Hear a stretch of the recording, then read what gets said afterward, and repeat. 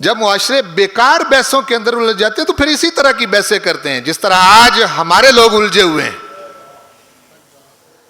جس سے social media بھرا ہوا ہے. بس موبائل ہر کسی کے ہاتھ میں ہے، وہ 2-4 منٹ کا کلپ بناتا ہے، سوشل میڈیا پر وائرل کر دیتا ہے اور آگ لگا دیتا ہے. زبانوں میں لحاظ ہے کوئی نہیں، ادب قریب سے نہیں گزرا، نہ قرآن کی سمجھ نہ دین کی سمجھ، اور مفتی ہر کوئی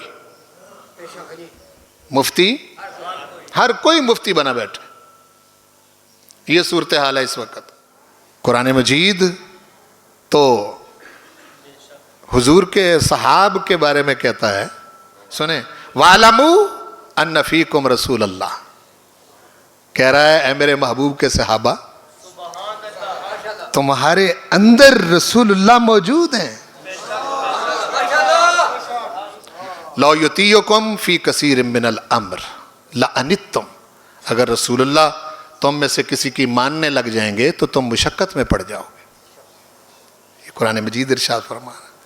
اس لیے تم، حضور نے تمہاری نہیں ماننی، تم نے حضور کی ماننی ہے. لَوْ يُطِيعُكُمْ فِي كَثِيرٍ مِّنَ الْأَمْرِ لَأَنِتُّمْ. باقی رہا تم کون ہو، یعنی صحابہ کو مخاطب ہے قرآن. وَلَكِنَّ اللَّهَ حَبَّبَ إِلَيْكُمُ الْإِيمَانَ وَزَيَّنَهُ فِي قُلُوبِكُمْ وَكَرَّهَ إِلَيْكُمُ الْكُفْرَ وَالْفُسُوقَ وَالْعِصْيَانَ أُولَٰئِكَ هُمُ الرَّاشِدُونَ. تم وہ ہو کہ اللہ تعالیٰ نے تمہارے لیے ایمان پسند کر لیا ہے.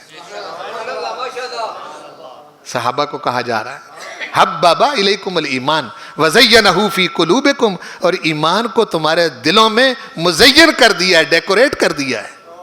وکرہ الیکم الکفر والفسوق والعصیان، کفر، فسق اور عصیان اللہ تعالیٰ نے تمہارے لیے ناپسند کر دیا ہے. اولئک ہم الراشدون، تم ہی تو ہدایت یافتہ لوگ ہو. فضلا من اللہ ونعمہ، یہ تم پر اللہ کا فضل ہے اور اس کا انعام ہے. واللہ علیم حکیم، اللہ جانتا بھی ہے کہ میں نے اپنے محبوب کا صحابی بنانا کس کو ہے. حکیم، اس کو پتہ ہے کہ میں نے اپنے محبوب کی صحبت میں کس کو عطا کرنی ہے. یہ صحبت سارا اس کو علم ہے، اور تم جو مرضی اٹھتا ہے اور بکواس کرتے پھرتے ہو. یہ صحاب ہے. اور دوسری طرف حضور کریم صلی اللہ علیہ وآلہ وسلم اور آپ کی آل اور عطرت پاک. لاؤ کوئی مثال کائنات میں سیدہ بطول زہرا جیسی، لاؤ. ہے ہی نہیں، ہے ہی نہیں بھائی، بولو، ہے ہی نہیں. اور ان کو بہت پتا تھا کہ میں بیٹی کس کی ہوں.